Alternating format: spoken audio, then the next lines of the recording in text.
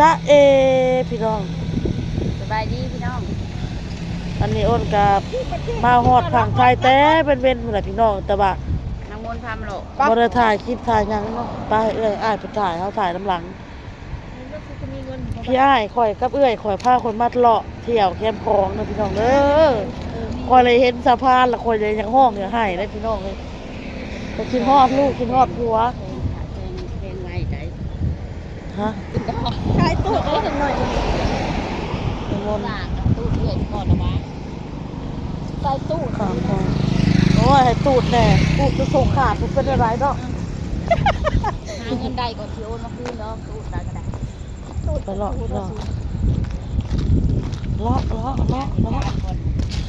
แคมคองโอ้ยขอสมามากินทอดลูกหมดเลย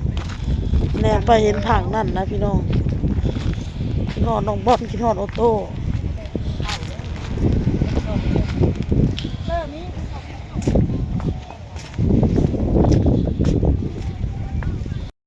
โอ้น้ำบริงามในกล้องเฮาเห็นปะตอบแสงแคมคองใต้สะพานแคมคองใต้สะพานมุกดาหารโอ้ขักเว้ยบ้านเฮาบ่ได้มีเด้อแบบนี้เนาะโอนเอ้าสวรรค์สมบ่งคือบ่มีสบับมีกะบ่ทางผู้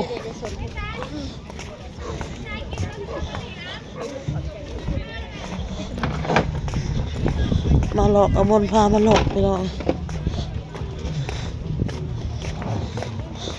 คิดอยากแต่อันนั้นอมนกินยังกระบอกนะนี่แหละอันอีหยังว่าเป็นเหนียวนะอีหยังว่ากระเพาะปลาอยากเจอมา2อยากกินอันนั้นล่ะ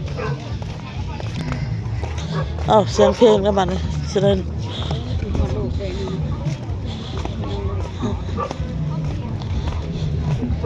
ฟังเล่นมาทานป้านั่งไหนพี่ป้านั่งจะพูดกับมืออย่างร้านจะเมื่อใดวันนี้แหละจะพูดอะไรมาหาคุณอ่ะถ้าหอยแครงเห็นปะหน่วยใหญ่ๆเนาะหน่วยใหญ่ๆหอยแครงค่ะนะ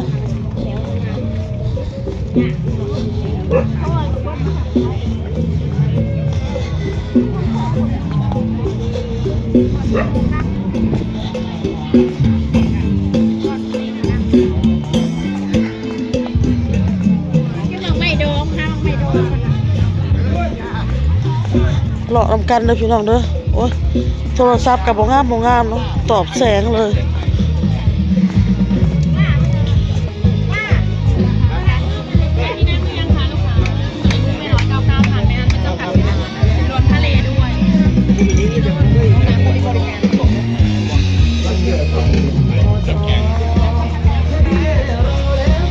ตะกะแตน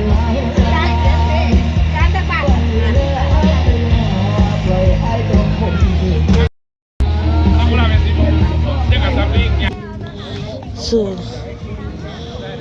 เก็บ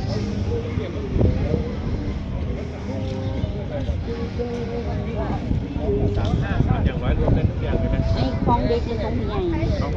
ผู้ใหญ่ก็ใส่ได้สักบาทได้3ยังก่อนเลย3อย่างแล้วเรารวมกันจะเป็นยังรวมกันสิเป็นยังอ่นเนาะ3อันละ100เอาเก็บนี่เอาเก็บอ่ะ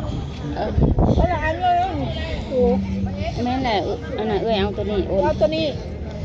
ช่วย1บ่คะนี่แม่นครับใส่ถุงบ่ครับใส่ดูเอาอย่างผมงงกุ้งทิ้งเนาะงงเบาหนาเขา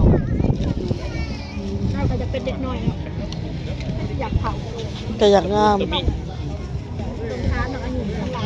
ได้เฮาหมัดมันก็ยังคือเนาะมันบ่แม่นสีอันน่ะงามเนาะอันนี้อยากได้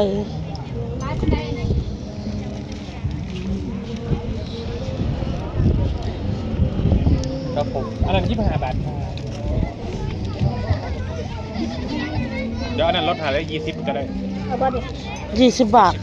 แล้วลดให้แล้วว่ะ เอาไป เฮาเอา1เฮาเอาบ่หลายเด้อปันกัน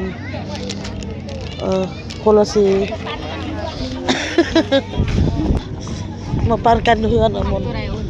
ลอตเตอรี่บ่มื้อวันที่เท่าไหร่วะที่10บ่09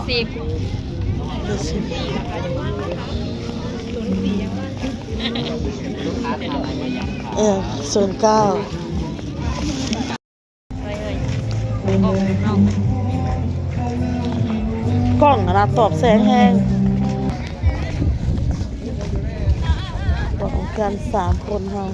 มีเพียงดอกคลิปนี้ตลอดกับหลอด เบิ่งหน้าดูใครคือใครเบิ่งหน้าดูหน้าใหญ่ หน้ามันหน้าบ่ล่าง ๆนี่เรายังไม่อ่านนำ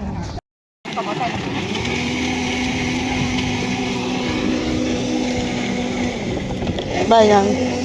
ได้อันนี้ ย 200 น้ำมะพร้าว 45บ้าน 45 เฮาเนาะ อันบ้านเฮาจอกหนึ่งเอาทงหนึ่ง20,000 เอามาทุกใหญ่เลย 20,000ก็ตกเป็นเงินบาทก็40 บาท 40,000ลื่น5 บาท บาท ปริมาณ บัดนี้ก็มาฮอดเฮือนแล้วพี่น้องเอ้ยล้างหลอกก็ได้ยำมาแล้วมากินพี่น้องเอ้ยก็น้ำปั่นคนละจอกแล้วก็เอามนต์ซื้อขอตะกะแตนเนาะมีคอมเมนต์หนึ่งที่เพิ่นคอมเมนต์มาพี่น้องอ้นก็สิตอบเพิ่นเด้อพี่น้องเด้อเพิ่นว่าตอนยังบ่ทันได้มีลูกมีผัวคือบ่ไปหาเฮ็ดงานเนาะพี่น้องเนาะตอนนั้นตอนบ่ทันได้มีลูกมีผัวนั่นข้อยก็เฮ็ดงานนั่นแหละเฮ็ดงานหาเงินแล้วก็โควิดเนาะช่วงโควิดเด้อพี่น้องเด้ออ้นสิเว้าให้ฟังซะผู้ใดเป็น FC ที่ติดตามอ้นมาแต่รุ่นน่ะสิฮู้จักพี่น้องโควิดแล้วอ้นก็ข้ามมาเนาะพี่น้องข้ามมาลาวคนที่ผลักดันเฮ็ด YouTube ก็คืออ้นใหญ่พี่น้องอ้นใหญ่เพิ่นผลักดันอ้นน้อยให้เฮ็ด YouTube พี่น้องเฮ็ดอ้นเฮ็ด YouTube นี่แหละเพราะว่าช่วงโควิดเนาะเฮาสิไปก็บ่ได้สิมาก็บ่ได้นะพี่น้องเอ้ยโอ้ยอย่าเลยเฮาบ่เฮ็ดดอกเฮาอายว่ะแล้วเฮ็ดโลดว่ะก็สอนเอาเฮ็ดก็เฮ็ดแล้วก็ลองเฮ็ดเบิ่งเนาะพี่น้องก็เฮ็ดถ้าผู้ใดเป็นติดตามมาตั้งโดนก็สิฮู้ดีพี่น้องก็เฮ็ดมาเรื่อยๆก็จนปัจจุบันก็จนมีลูกมีผัวเนาะพี่น้องเนาะแล้วเพิ่นก็ว่าเคยไปทำงานบ่เคยไปรับจ้างงานบ้านอ้นก็เคยเฮ็ดพี่น้องเอ้ยงานร้านอาหารอ้นก็เคยเฮ็ดเนาะแต่กี้น่ะเคยเฮ็ดพี่น้องแต่กี้ผัดความอ้วนยังบ่ได้อ้วนบ่ได้ใหญ่ถึงขนาดนี้แต่อ้นคิดว่าถึงสิอ้วนซำนี้อ้นก็สิสู้พี่น้องลองเบิ่งสักตั้งไปพี่น้องเอ้ยคันบ่ได้ก็คันว่าเฮ็ดบ่ได้อีหลีพี่น้องหรือว่าเฒ่าแก่เพิ่นบ่รับเอาเฮาเนาะเฮาก็จึงสิได้กลับพี่น้องเอ้ยถ้าเฒ่าแก่รับเอาเฮาก็ได้เฮ็ดได้อยู่พี่น้องก็สิสู้พี่น้องเอ้ยลองเบิ่งพี่น้องเอ้ยสู้สักตั้งเป็นจังไดเพราะว่าเฮาก็เคยผ่านร้อนผ่านหนาวผ่านทุกข์ผ่านยากล้มลุกคลุกคลานเฮาก็เคยมาหมดแล้วพี่น้องเอ้ยสู่ชนระเบียบนำงานเนาะนับแต่ดำไห้ดำนาเกี่ยวข้าวก็เคยเฮ็ดมาแล้วไห้นาตะกร้านี่เป็นรับจ้างขายเครื่องขายของก็เฮ็ดมาหมดแล้วพี่น้องอยู่ร้านเจติมนี่ก็อยู่นำลาวตั้งแต่อายุ16 ปีจนเฒ่าเอาพ่อน้องบอลจนมาเอาพ่อน้องออโต้คนอยู่ในร้านเจติมนะเนาะอยู่ไทยก็เคยไปเฮ็ดแถวกรุงเทพร้านอาหารก็เคยไปพี่น้องแต่กี้เนาะอันนี้ถึงปัจจุบันนี่แหละไว้บ่ไว้ก็ลองเบิ่งสักตั้งนึงพี่น้องเนาะสู้ไปนี่แหละเพิ่นเว้าใส่อ้นว่าอ้นน่ะขี้คร้านเลี้ยงลูกหรือเปล่าที่ไปทำงานมันบ่ได้ขี้คร้านเลี้ยงลูกเลี้ยงหยังดอกมันจำเป็นพี่น้องมันจำเป็นที่เฮาเดินทางมาเฮ็ดงานเด้อพี่น้องเด้ออยากให้เข้าใจในส่วนตรงนี้บ่ได้ขี้คร้านพี่น้องซ้ำเอาลูกนี่อ้นแฮงอยากอยู่นำลูกแหละอยากให้ลูกอยู่ในอ้อมกอดเฮาเนาะแต่มันจำเป็นเฮาก็ต้องมาซะก่อนให้มัน สว่างพุ่นแหละเฮาจึงกลับไปหาครอบครัวเด้อพี่น้องเด้อคือบ่าวเต้นี่ก็ลองเบิ่งพี่น้องมีเวียกมีงานก็ให้เพิ่นนำไปนำหลังพี่น้องคันบ่มีก็ให้เพิ่นเฮ็ดเพิ่นหาอยู่นำลูกไปเนาะพี่น้องเนาะ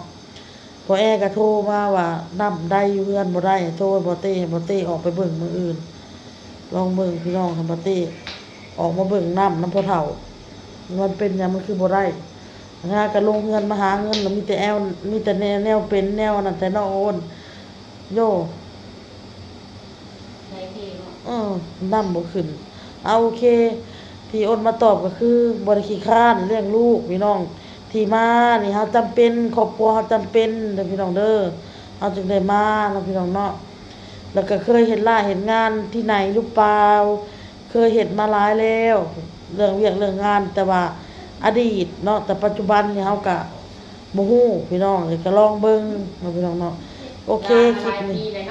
งานลาเวียกลางานมาก็ ลาเวียกลางานมานี่4 ปีแล้วบ่4 ปีแล้วบ่ได้เฮ็ดเวียก4 ปี ปีแล้ว 5 ปีเนาะโอน5 ปี6 ปีแล้วได้บ่ได้เฮ็ดงานมานี่ช่วงมาเฮ็ด YouTube นำเจ้าเฮาก็ยังได้กลับไปเฮ็ดเวียกเจ็ดติม2 เดือน3 เดือนบ่อยู่นำลาวตอนนั้นเนาะพี่น้องเนาะโอเคลาไปก่อนพี่น้องคลิปนี้พอที่หน้าสบายดีพี่น้องบาย